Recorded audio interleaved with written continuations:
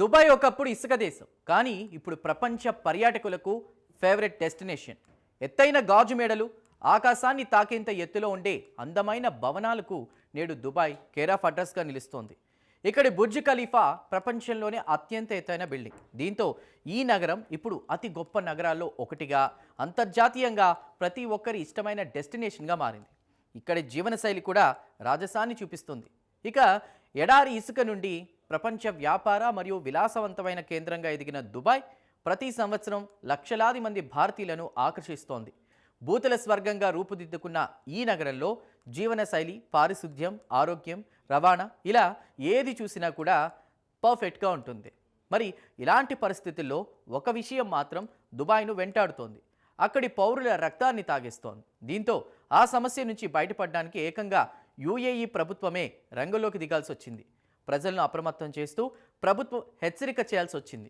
దీనంతటికీ కారణం ఓ చిన్న దోమ అని తెలిస్తే మీరు ముక్కున వేలు వేసుకుంటారు. గత కొంతకాలంగా దుబాయ్పై దోమల దండ అటాక్ చేస్తోంది. దీంతో ప్రజల జీవనశైలి, పారిశుద్ధ్యం నుండి ఆరోగ్యం, రవాణా వరకు దుబాయ్లో ప్రతిదీ ఎంతో చక్కగా, పరిశుభ్రంగా నిర్వహించబడుతున్నప్పటికీ దోమలు మాత్రం విపరీతంగా పెరిగిపోతూ ఉండడం పెద్ద సమస్యగా మారింది. దుబాయ్ నగరపాలిక ఎన్ని చర్యలు తీసుకున్నా దోమల బెడద మాత్రం తప్పడం లేదు.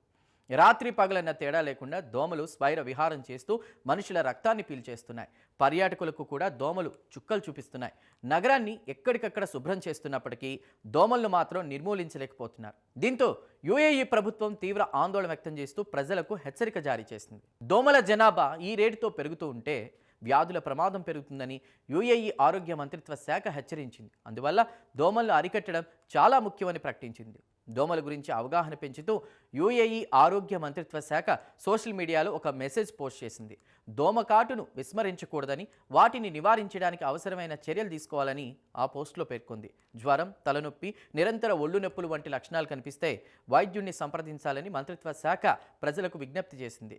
దోమకాటు తీవ్రమైన చికాకు కలిగిస్తే జాగ్రత్త వహించాలని, వ్యక్తిగత సంరక్షణతో పాటు దోమల నివారణపై దృష్టి పెట్టాలని ఆరోగ్య మంత్రిత్వ శాఖ ప్రజలను కోరింది. ఎక్కువసేపు ఒకే చోట నీటిని నిల్వ చేయవద్దని, దానిని క్రమం తప్పకుండా మార్చాలని ప్రజలను కోరింది. ప్రభుత్వం సిఫార్సు చేసిన చర్యలను అనుసరించడం ద్వారా దోమల పెంపకాన్ని నిరోధించాలని సూచించింది.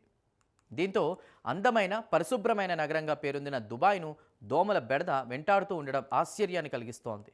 ఇక ఇలా ఉంటే ఒక్క దోమ కూడా కనిపించని దేశంగా ఐస్లాండ్ ప్రఖ్యాతి చెందింది. ఈ దేశంలో అడుగడుగున సరస్సులు, చెరువులు ఉన్నప్పటికీ ఇక్కడ దోమలు కనిపించకపోవడం ఆశ్చర్యకరం.